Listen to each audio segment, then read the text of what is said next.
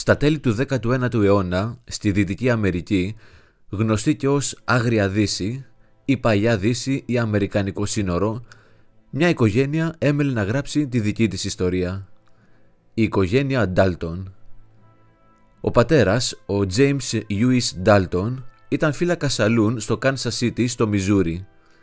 Ο James Lewis παντρεύτηκε την Adeline Lee Younger, η οποία ήταν θεία των Cole και Jim Younger, μέλη της συμμορίας του Jesse και Frank James. Το 1886 η οικογένεια μετακόμισε στο Coffeyville στο Κάνσας. Η Adeline και ο James Lewis απέκτησαν 15 παιδιά. Ο Frank Dalton υπηρέτησε ως αξιωματούχος αστυνομικός στην Αμερική για το Ομοσπονδιακό Περιφερειακό Δικαστήριο του Δυτικού Αρκάνσας στο Fort Smith από το 1884 έως τις 27 Νοεμβρίου 1887, όπου σκοτώθηκε εν ώρα καθήκοντος από κλέφτες αλόγων και ελαθρέμπορους ουίσκι. Ο Grant Dalton και ο Bob Dalton, λίγο μετά το θάνατο του Frank, υπηρέτησαν και εκείνοι ως αξιωματούχοι για τα ομοσπονδιακά δικαστήρια στη Wichita, στο Kansas και στο Fort Smith. Ο Bob ήταν ο πιο ατίθασος και σε ηλικία 19 ετών, ενώ ήταν βοηθός σερίφη, σκότωσε έναν άνδρα υποστηρίζοντας ότι τον πυροβόλησε στα πλαίσια του καθήκοντος. Ο Bob προσέλαβε και τον Emmett Dalton ως φύλακα για τους κρατούμενους. Η μισθοδοσία ήταν πολύ χαμηλή και ίσως να αποτέλεσε μία από τις αιτίες που τα αδέρφια στράφηκαν προς παράνομες δραστηριότητες. Το 1890 απαγγέλθηκαν κατηγορίες για κλοπή αλόγων εναντίον του Grant, ωστόσο μετά από ακρόαση αφήθηκε ελεύθερος. Την ίδια περίπου εποχή, ο Bob κατηγορήθηκε για εισαγωγή ουίσκι στην Ινδιάνικη επικράτεια, μετέπειτα πολιτεία της Οκλαχώμα. Τον Απρίλιο του 1890 ο Grant απολύθηκε και τον Ιούνιο ο Bob και ο Emmett παραιτήθηκαν από τα αξιώματα. Ο Grant, ο Bob και ο Emmett έφυγαν από την Οκλαχώμα και ενώθηκαν με τον αδερφό τους Bill Dalton στην Καλιφόρνια. Το Φεβρουάριο του 1891 ο Bill, ο Grant, ο Bob και ο Emmett κατηγορήθηκαν ότι λίστεψαν ένα τρένο του Νότιου Ειρηνικού στην αλήλα της Καλιφόρνια. Ο Grant και ο Bill συνελήφθησαν, ενώ ο Bob και ο Emmett επέστρεψαν στην Οκλαχώμα. Ο Grant κρίθηκε ένοχος στη δίκη του, αν και πάνω από 12 αυτόπτες μάρτυρες τον τοποθέτησαν σε ξενοδοχείο στο Φρέσνο τη στιγμή της ληστείας. Ο Bill δικάστηκε επίσης, αλλά αθώθηκε αμέσως. Ο Grant δραπέτευσε από τη φυλακή το Σεπτέμβριο του 1891, ενώ περίμενε την καταδίκη. Αργότερα ενώθηκε με τα αδέρφια του στην Οκλαχώμα. Στο μεταξύ, ο Bob και ο Emmett συγκέντρωσαν αρκετούς φίλους. Τους George Newcob, Charlie Bryant, Bill Powers, Charlie Pierce, Dick Broadwell, William McElhaney και Bill Doolin, σχηματίζοντας την συμμορία Dalton και άρχισαν να ληστεύουν τρένα στην σημερινή Οκλαχώμα.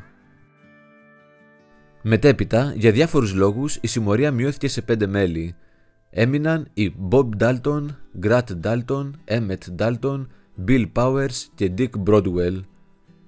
Στις 5 Οκτωβρίου 1892 επιχείρησαν να ληστέψουν 2 τράπεζες ταυτόχρονα, την Cotton Bank και την First National Bank στο Coffeyville του Kansas. Ο Grant Dalton, ο Bill Powers και ο Dick Broadwell πήγαν στην Cotton και ο Bob Dalton με τον Emmett Dalton στην First National. Στην Cotton, ο ταμείας είπε ότι το χρηματοκιβώτιο είχε χρονοδιακόπτη και θα άνοιγε μετά από 10 λεπτά. Ο Grant το πίστεψε και είπε θα περιμένει. Αυτό έδωσε χρόνο στους πολίτες που είχαν ήδη αντιληφθεί τι συνέβαινε να πάρουν όπλα για να υπερασπιστούν την πόλη. Μετά από ανταλλαγές πυροβολισμών, ο Bob Dalton, ο Grant Dalton, ο Bill Powers και ο Dick Broadwell σκοτώθηκαν, ενώ ο Emmett Dalton τραυματίστηκε σοβαρά. Από τους κατοίκους του Coffeyville σκοτώθηκαν 4, ο αστυνομικός της πόλης Charles Connelly, ο Lucius Baldwin, ο George Cubain και ο Charles Brown. Ο Emmett, καταδικασμένος σε ισόβια κάθερξη, έγινε υπόδειγμα κρατούμενου και έλαβε χάρη από τον κυβερνήτη του Κάνσας μετά από 14 χρόνια. Μετά την απελευθέρωση, έγραψε 2 βιβλία για τις ημέρες της παρανομίας, εμφανίστηκε σε ταινία και δραστηριοποιήθηκε στον κατασκευαστικό κλάδο και στις επιχειρήσεις ακινήτων κοντά στο Λος Άντζελες της Καλιφόρνια. Πέθανε στις 13 Ιουλίου 1937 σε ηλικία 66 ετών.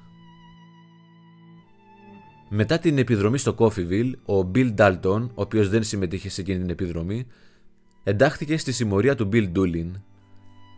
Καθώς οι Doolin και Dalton έγιναν δεκτοί ως αρχηγοί της συμμορίας, έγινε γνωστή ως συμμορία Doolin-Dalton και επίσης ως Wild Bunch. Ο Dalton συμμετείχε σε πολλές ληστείες με τους Wild Bunch, συμπεριλαμβανομένης μιας μάχης με όπλα την 1η Σεπτεμβρίου 1893 στο Ingalls, στην επικράτεια της Οκλαχώμα, όπου σκοτώθηκαν 3 αξιωματούχοι.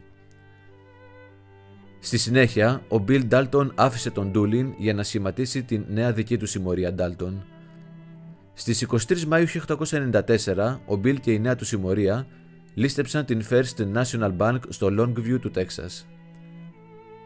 Κατά τη διάρκεια της ληστείας, ένας μέλος της συμμορίας και 4 πολίτες σκοτώθηκαν σε ανταλλαγή πυροβολισμών, και αυτή ήταν η μόνη δουλειά της συμμορίας.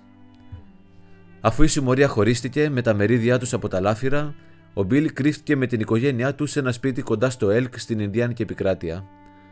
Ο αστυνομικός Lindsay στο Ardmore της Οκλαχώμα τον παρακολούθησε μέχρι την οικία του και τον περικύκλωσε με τους βοηθούς του στις 8 Ιουνίου 1894. Ο Bill δραπέτευσε από ένα παράθυρο στο πίσω μέρος του σπιτιού, αλλά τον πυροβόλησαν και σκοτώθηκε. Οι αδερφοί Dalton παρουσιάστηκαν σε κόμιξ από τον Maurice de Bever, φέροντας τα κανονικά τους ονόματα Bob, Grat, Bill και Emmett. Αλλά το 1954, στο τεύχος εκτός νόμου, η αντιπαράθεση της συμμορίας με τον Lucky Luke ολοκληρώθηκε με παρόμοιο τρόπο που τελείωσε και η ληστεία στο Coffeyville για τους αληθινούς Dalton. Οι αδερφοί Dalton κρεμάστηκαν και το πέρασμά τους από τα κόμιξ τελείωσε εκεί.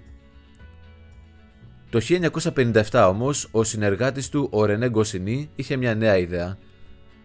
Παρουσίασε την συμμορία των εξαδέρφων τους που θέλησαν να εκδικηθούν το Lucky Luke. Έτσι γεννήθηκαν ο Joe, ο William, ο Jack και ο Averell, οι οποίοι έρχονται με κωμικό τρόπο σε συχνές αντιπαραθέσεις με τον Lucky Luke.